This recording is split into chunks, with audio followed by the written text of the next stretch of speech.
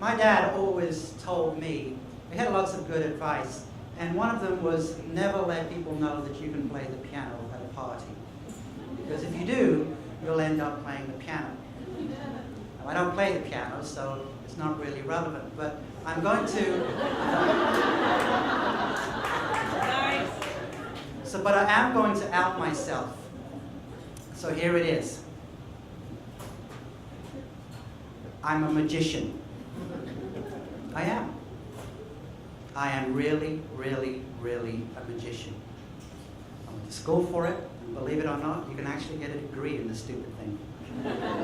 I learned juggling, I learned fire eating, I learned stagecraft, I learned showmanship, I learned mime, I learned pantomime, I learned theatre. I mean, it's a great, great theatre education. And then I went on to do children's parties. And eventually, you know, I just got tired of the dry cleaning bills. And it's a great gig, you know. So how I stopped, I don't know if you ever stopped being a magician, but I stopped practicing as a magician. And when they told me the topic of the piece today, I thought this story came to mind. I was at school, yeah, a shocker, but not for very long. I ran a poker school when I was in secondary education, and a poker school is not where you learn poker, it's where you play poker. And I took a little bit of the house, and that's how I, you know, got through my teen years. But we had someone in the poker school who was cheating. Now, if you're ever in a poker school and you have someone who is cheating, you might think that you'd want to expose this fact. Or, if you were possibly more devious, you were trying to figure out how they are cheating and then capitalize on it. That was my route. So I started reading up on magic, card magic in particular, because we were, after all, playing cards. I did figure out how this particular card sharp was cheating. He wasn't very good at it, and what I made sure was that I sat to his left-hand side, and every time he knew what the next card was, so did I. And he eventually ran out of money. So that's how you solve card sharp in a poker school. But what happened was, like, I don't know what happened. I got caught. I got a bug. I got this sort of, magic is really, when it is practiced well, and it is rarely practiced well, it is a beautiful thing. It makes you think differently.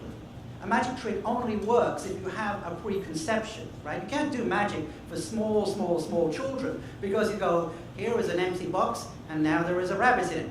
The kid goes, fuck, you're a magician, of course there's a rabbit in it, right? How come it's not a dragon? So actually, you really need to have, you know, you need to have stopped believing in something to be actually open to. It's really quite awful when you think about it. Like a 7-year-old who has just discovered there is no Santa Claus is a perfect candidate. So but when it's done well, it's kind of a mind trip, you know? So when I first started doing magic, I was very, very bad at it. And by the way, there are no props today. Apparently, that's one of the rules. So unfortunately, I can't do any magic today, and you can't see how really, really good I am, despite not having practiced for many, many years. So I studied and I studied. I really threw myself into it with all the obsessiveness of somebody who was really obsessed with things that they were obsessed about. And my schoolwork began to suffer. I would like to say that my schoolwork began to suffer because of the magic. The fact was, it was just because I was a lazy bastard and didn't want to do the work, and magic was more interesting. So I came to one of those critical teen angst moments. It was a Friday night, Lager was involved. And I sat there with my girlfriend and I said, look, you know what? I'm really passionate about this magic thing, and my schoolwork is suffering. You know what? I think I should try this full time. And what I'm going to do on Monday is I'm going to go walk the streets of London, where I'm from, London, England, not Ontario. And if I can get a job as a professional magician by the end of Monday, I will take it as a sign from God that that's what I'm meant to do, knowing full well that would never bloody happen. So I went out, I think I was a bit hungover, and I wore like this big woolen sweater and scratched myself. And lo and behold, 4 o'clock in the afternoon, I get a job. I get a job at Hamleys, the world's largest toy store, as a full-time professional magician. I have no idea what I'm doing. He said, you know this trick? Oh yeah, with the watch and the things? Of course I do. Anyway, it was a very, very happy time for me because I got to open all the boxes and I got to discover all the secrets. But there's kind of a bittersweet quality to that because as you discover the secret to a magic trick, something evaporates. And so you study more, hoping for really kind of the essence of real magic. I came across in my studies a book by a little wee Italian fella who used to be called Tony Fulham. He just called me Tony Fulham and changed his name to Tony Slidini. Now I'm guessing nobody in this room has ever heard of Tony Slidini. I'm telling you that every single professional magician on the planet has heard of Tony Slidini and Di Vernon, because these are magicians who do magic for magicians. And Tony Slidini, oh, just gorgeous. He would give you the book. There would be an audience full of people like you, everybody with the book on their laps, telling you how he's going to do the trick he's going to do. He'd say, I'm going to fool you. You watch it close. Just going to show you like this. I hold in my hand, you watch, okay? I put it here, and the magicians all watch. And then he does something and makes 200 people all go and look over there. And every magician in the room laughs their ass off because he has just nailed everybody. The coin's nowhere to be found. We know where it is. It's in the book. He's told us where he's going to put it. He's telling, and he's messed us up with it. So when you go to a magic show with magicians in it, they all laugh at the wrong time, and they all clap at the wrong time because he hasn't actually said, "Oh look, there is no coin here." We know there's no fucking coin there. We've read the book, and so we all go. Before he's gone, da-da, we all go, yeah, you got us, Tony. He's beautiful.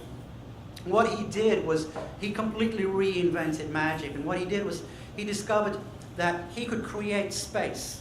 He could create weight. And when he talked about moving a coin from one place to another, he talked about make sure you feel the weight of it. And that we all practice for hours, throwing a coin up and catching it. And still to this day, I know it's there, and part of you knows it's there too. And it's all due to this fabulous, fabulous man, Tony Slidini. So I lied. I lied to my boss at Hamleys, the world's greatest toy store, and I said, I have got a scholarship to learn with the great Tony Slidini in New York. I didn't. But I had confidence then, as I do now. New York is not that big a city. There's only a few magic stores. I'm sure I could run into Tony Slidini. And I'm sure I can convince him that to take me on as a student. So it's, I don't know, crazy. I mean, I got a bloody job as a professional magician, right? Talking to Tony Slidini shouldn't be so hard. So I go to New York, and there are drugs and alcohol involved because that's just the way it was. It's pre-Disney York. West 45th between 8th and 9th is where I ended up. I had, until the American government asked me to kind of piss off and never come back. And so there I was with my girlfriend, right in the middle of Hell's Kitchen when it deserved that name. The place where we lived was just awful, awful, awful, awful. I mean, you can make jokes, right? It was so crowded. How crowded was it? Even the mice had round shoulders. Oh, come on, come on. It was so dirty. How dirty was it? You had to wipe your feet on the way out. But the truth of the matter is, it was a coke den. It was, you made your choice as to whether you took to the stairs or the elevator to the 3rd floor, depending on how much puke there was on either one, or whether there was a body which you never actually poked for fear that it would not move. So here we are in this dump, and I start on the business of chasing Tony Slidini down, going around professional magic stores, going all over town. And then one day, and this is a true story, I mean, why would I make it up? I got other stories that I made up, much better than this one. And I come through the door one day, and I see this wizened old guy, little man with a trilby, very, sharp crease on the trousers, and very shiny shoes. And what is this old man doing in this shithole where I'm living right now? And there was a security guard / coke dealer on the front door, who said, I said, excuse me, is that Anthony Slidini? And he says, who? That over there? Oh, Tony. Yeah, Tony. I know what the fuck he does. He just comes in. Yo, Tony. And I'm like, nuh-uh. When I parked my ass out there and I watched, and I can still remember, I watched him just shuffle across there, and I made sure I'd get myself in the lobby when I thought he was going out. Turns out later he worked in a museum. And I kind of try and get myself in his way. And every time I saw him, I just got sadder and sadder and sadder. I can't emphasize this. Before I came in tonight, I did a YouTube search for Tony Slidini, just to see if it was just my imagination. There's a clip of him on the Dick Cavett show. And it's just, it is poetry. It is poetry to watch. This beautiful man, so graceful, creating magic with his hands. Doesn't matter what the hell he's got in his hands, you just want to watch what he's doing. And he was absolutely my hero. And I watched this guy, old man, in a place that just dumb. And day after day, I never introduced myself. And sometimes I think, was that a mistake or was that not? I basically never did magic again after that. I did other kinds of magic, playwriting, what have you, but I never performed magic really professionally again. And sometimes I regret that, and I think, well, what would have happened if I'd met with him? But it was so sad. And at the end of the day, and I know this is going to sound cliche, but I don't care, it's true. At the end of the day, I'm glad today. Now this is 30 years later. I'm glad because there is still some part of that illusion that is preserved for me. And that's a very beautiful thing. Now I don't know if that's genuinely, you know, the title of this piece is How I Failed to Meet the World's Greatest Magician, Tony Slidini. I don't know if that ties in with the theme of stranger, but it felt right for me. If you need a nice little kind of segue, whatever, truth is stranger than fiction, I guess.